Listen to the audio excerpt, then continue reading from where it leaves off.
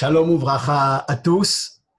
Nous vivons en ce moment la période du Homer, période de Tikkun, de lustrage de nos égos entre Pessah et Shavuot, période qui nous prépare à la rencontre du don de la Torah, à l'emblème de cette ardou, de cette union essentielle entre nous, union qui nous fit peuple, et ardout, union entre nous et notre Créateur. Alors, nous sommes aujourd'hui après l'Ag BaOmer. Durant les 33 premiers jours du Homer, nous avons réparé et préparé nos égos, peaufiné nos âmes. Les 17 jours qui nous restent sont, d'après la Chassidoute, une période de travail maintenant sur nos rapports à l'autre, d'être en lien avec l'autre, un travail de ardout, d'amour du prochain, un sentiment d'être un lorsqu'on est ensemble avec l'autre et donc d'être un avec Dieu qui est un. Alors dans la Chassidoute et la Kabbalah, cela s'appelle le Tikkun Yesod et Malchut. Et au sujet de la tour de Bavel, cette fameuse Migdal Bavel, dans Sefer Bereshit, alors le pasuk dira Vayomer Hashem hen am echad vesafa achat le chulam veze echila ve'ata lo yivatzer mehem kol asher yazmu la'asot. Alors je traduis, et Dieu a dit, puisqu'ils sont unis, ils parlent un même idiome, une même langue, eh bien, et ce qu'ils ont commencé de faire, je ne pourrai pas, je n'ai pas le pouvoir, je n'ai pas la possibilité de pouvoir les arrêter. Je ne pourrai pas mettre un frein à ce qu'ils ont commencé de faire. Alors Rashi se pose la question, comment l'Éternel peut s'exprimer comme ça? Lo yivatzer mehem la'asot, je n'ai pas le pouvoir de faire quoi que ce soit contre eux. Eh bien, il dit, il faut le lire betmiya, c'est-à-dire il faut le lire comme une interrogation. Kadosh Baruch Hu dirait, eh bien oui, s'ils étaient véritablement unis, je ne pourrais rien faire contre eux, mais voyons si vraiment je ne peux rien faire contre eux, si vraiment ils sont unis. Et le pasuk d'après nous dira d'ailleurs, Ava nerda venavla sham sfatam, asher lo ishmu ish et rehu, descendons, mélangeons leurs langues afin que l'un ne puisse pas comprendre l'autre, ne puisse pas entendre l'autre. Et Rachid explique lo ishmeu, ne puisse pas entendre l'autre. L'un demande une brique et l'autre lui apporte du mortier et l'un se lève contre l'autre et lui fend le crâne. En fait, le pasuk veut nous enseigner qu'effectivement, le Créateur n'aurait pas pu résister s'ils avaient été unis véritablement. C'est-à-dire, s'ils avaient été be'ardout, s'ils avaient été unis, même s'ils n'avaient plus les mêmes codes, même s'ils n'avaient plus les mêmes références.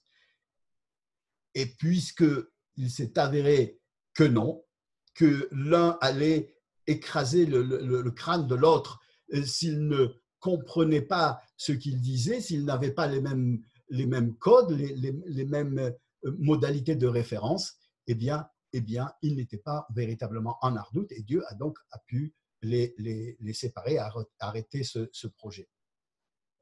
Alors, le rabbi précédent nous enseigne dans une de ses sirotes, dans le Sefer HaSirot du Rayatz, que le chidouche du Baal Shem Tov était que l'amour du prochain, le sentiment d'unité, la hardout, n'était pas une bonne qualité qu'il fallait rechercher, ce n'est pas simplement une bonne qualité humaine, mais c'est l'essence de l'avodat Hashem, c'est l'essence de la volonté de Dieu.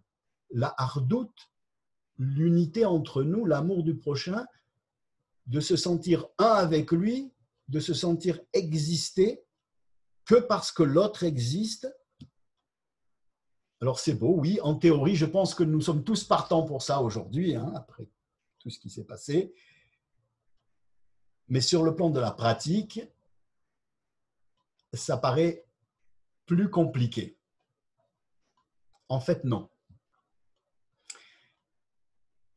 Je dis non parce que c'est aussi mon métier. C'est vrai que j'ai j'ai eu le mérite d'être choisi et de recevoir la responsabilité d'être l'émissaire, le chaliard du Rabbi pour les francophones à Jérusalem. Mais aussi, nous avons fondé et nous animons ce fameux Machon Or Habayit, cette fondation qui est chargée de concilier les familles et de les conseiller, les familles, les couples, les communautés qui désirent se faire aider pour parvenir à un véritable shalom entre eux. Ce qu'on appelle, ce que les Chachamim appellent Ahavat Shalom ben Adam lechavero ou ben Ish leishto. Alors, c'est vrai qu'il faudrait des heures pour bien préciser les choses.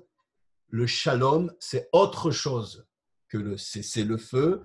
C'est plus complexe que de savoir qui a raison ou qui a tort, et c'est plus complexe que de se plier au din Torah. Alors, personnellement, je suis prêt à faire partager mon expérience, le fruit de mon travail, pour chacun et pour chaque communauté qui aurait des difficultés dans le domaine. C'est pour l'instant ce que je peux faire sur le plan pratique dans ce forum.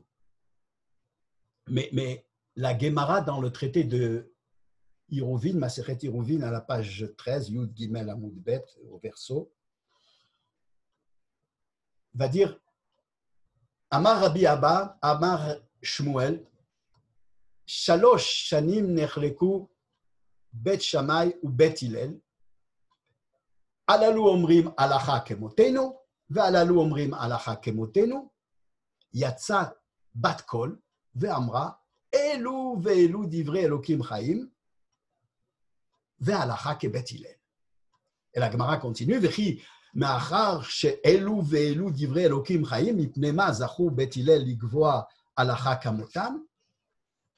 ולגמרא répond, מפני שנוחים ועלובים היו, ושונים דבריהם ודברי בית שמאי, ולא עוד, אלא שמקדימים דברי בית שמאי לדבריהם.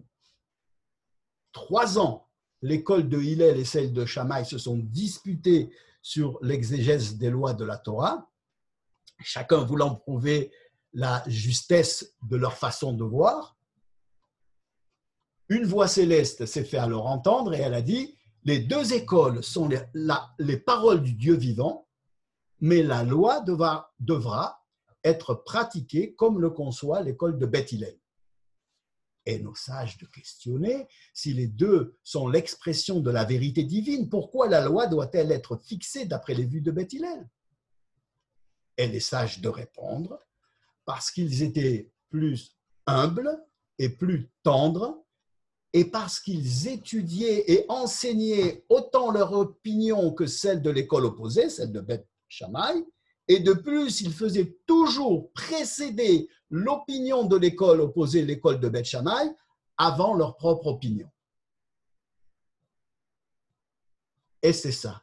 C'est là la clé de toute recherche en matière de hardout et d'unité. Beth Hillel honorait profondément Beth Shammai.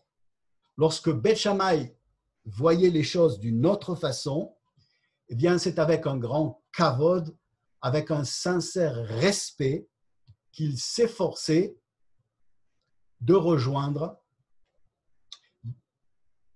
Beth Hillel, s'efforçait de rejoindre, de saisir la rectitude des positions de leurs opposants de l'école de Beth Shammai. La clé, ça serait donc en fait aller rejoindre l'autre, aller comprendre l'autre. Mais pas s'arrêter là. Aller rejoindre l'autre, aller le comprendre, puis aller se rejoindre soi-même, se comprendre soi-même, comprendre quel besoin en nous n'est pas satisfait pour que notre Yetzer Hara s'excite à légaliser des prétextes idéologiques ou structurels. Il serait bon d'approfondir le sujet durant des heures. l'idée est là, d'après mon humble expérience. Abandonner les légitimations dogmatiques qui nous séparent, aller rejoindre l'autre et le comprendre, puis chercher en nous et comprendre quel besoin chez nous n'est pas satisfait dans la stratégie de l'autre et de le lui dire de manière assertive, avec un sincère kavod, un sincère respect et une vraie empathie de l'autre et de ses opinions. Et comme l'eau, et comme dans l'eau, le visage répond au visage, dira le roi Salomon, eh bien l'autre désirera aussi nous rejoindre avec la même empathie. Et les deux ensemble, nous réussirons à agir sur le Créateur